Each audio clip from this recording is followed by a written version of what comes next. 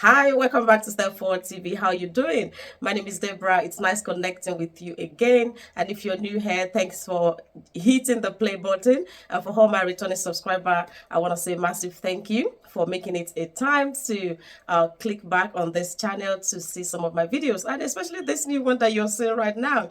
And what brought me out again for another video is I've been getting lots of questions, especially from those in another part of the world who wanted to relocate to the United Kingdom. And yes, this is not a topic that I've planned to talk about, but because of the questions I got from a few nurses, one right there on my channel in my previous video, and another one within my circle of influence, asking about the steps to relocate into the United Kingdom, especially as a nurse.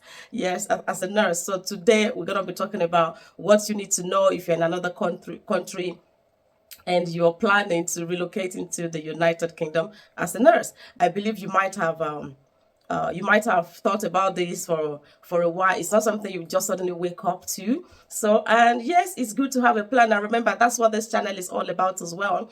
Making one step at a time, coming out of our comfort zone, doing better in whatever field, in whatever position that the Lord has placed us. And congratulations if you've made that decision to move out of where you are into the United Kingdom. Yes, there are a lot of steps you have to take before moving into the United Kingdom. And yes, if you haven't subscribed to my channel, please do subscribe. And yeah, I'm glad you're watching, but I just want to encourage you one more time to hit the subscribe button. I'm trying to hit my next 500 subscribers. Currently, I'm slightly over 400. So hoping to hit the 500 subscribers before the end of November. I believe that's possible with your support.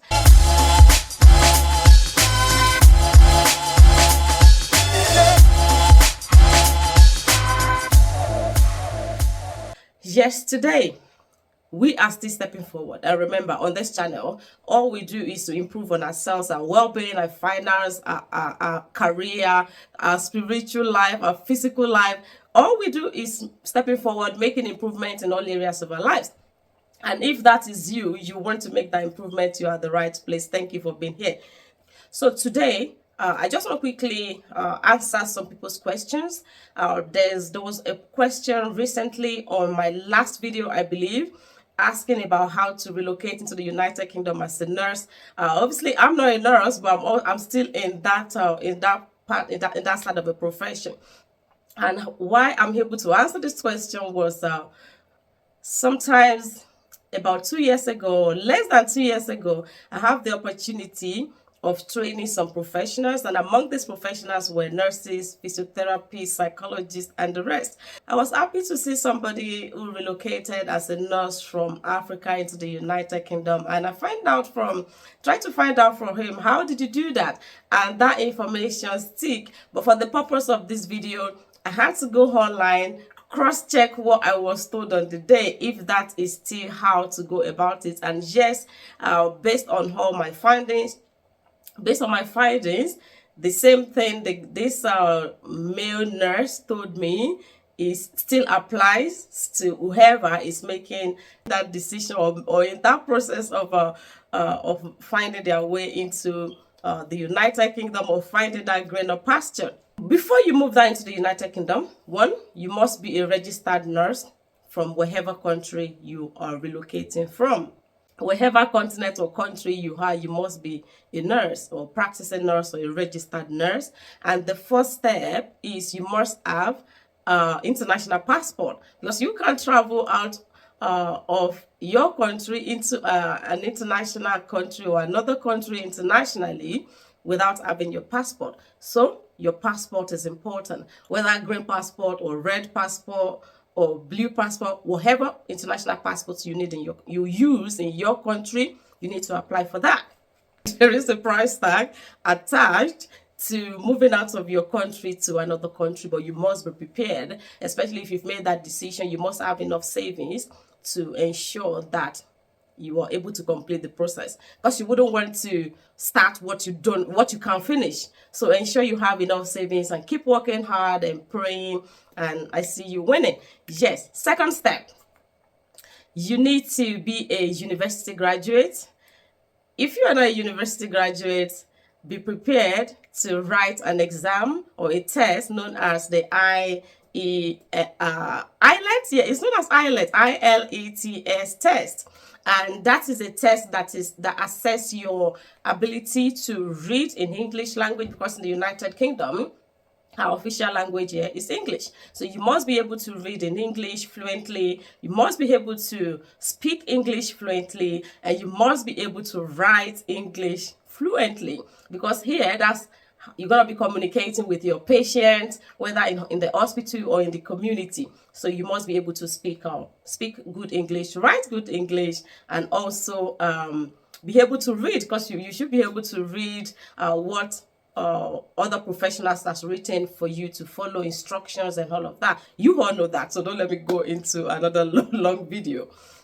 So the test is divided into 3 sections. We have the speaking, the reading, and the writing.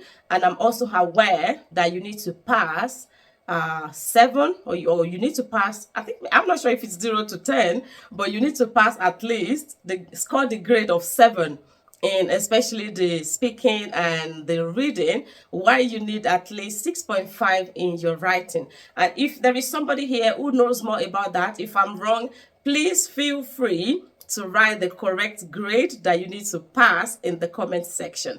This is based on my findings. I'm not a nurse, but I still work within the health and social care profession. So I believe my findings are correct, but if it's not, please feel free to put the right grade that whoever is coming here as a nurse needs to have. And also, I'm aware you also need to pass another test called the CBT test. So the CBT test means the computer-based test. So it's a computer-based test. I'm not sure what the grade for that is, but you must have that competence. You must be competent in using computer. Remember, we are in a jet age. We are in a computerized world now, so you need to be able to use a computer. Because gone are the days whereby you stack up papers and all of that, because you have to be entering information and retrieving information of your patient or whoever you're working for on the computer.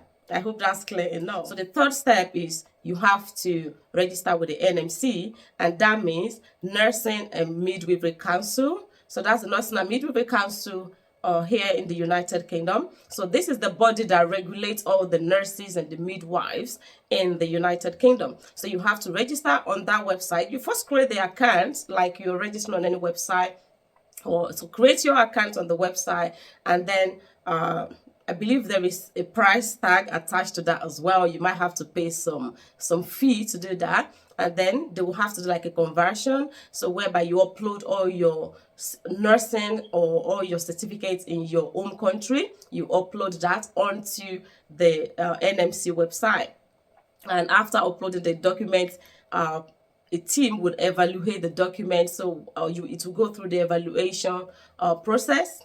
And if you pass the evaluation, congratulations, then you are on your way to coming to the United Kingdom. Halfway through, not always. You can see I'm excited because I believe it's good to have a plan. So if you have that plan, I'm excited and I wish you all the best. But before I finish, remember, that is not to say that because you've passed, you can start making your way down to the UK. No.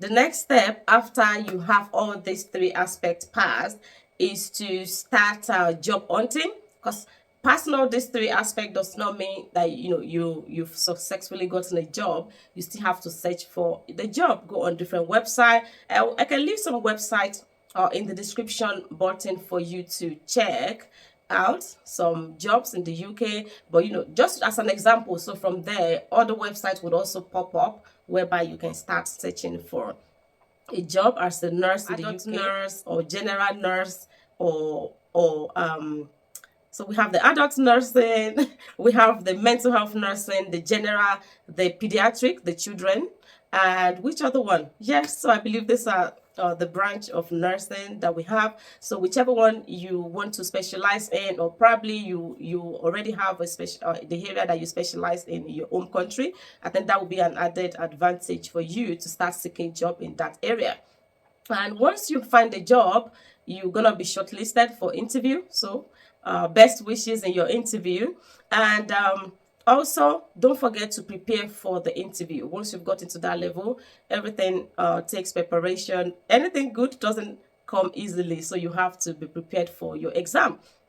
And for the interview. So prepare for your interview. And if your interview is successful, congratulations again. And the next thing after passing your interview, you will get an offer letter stating that, okay, congratulations, you passed your interview as a mental health nurse, adult nurse, pediatric nurse, or children's nurse, or mental health nurse, or learning disability nurse. So whichever nurse or whichever type of nurse job that you've applied for, you're going to get an offer letter.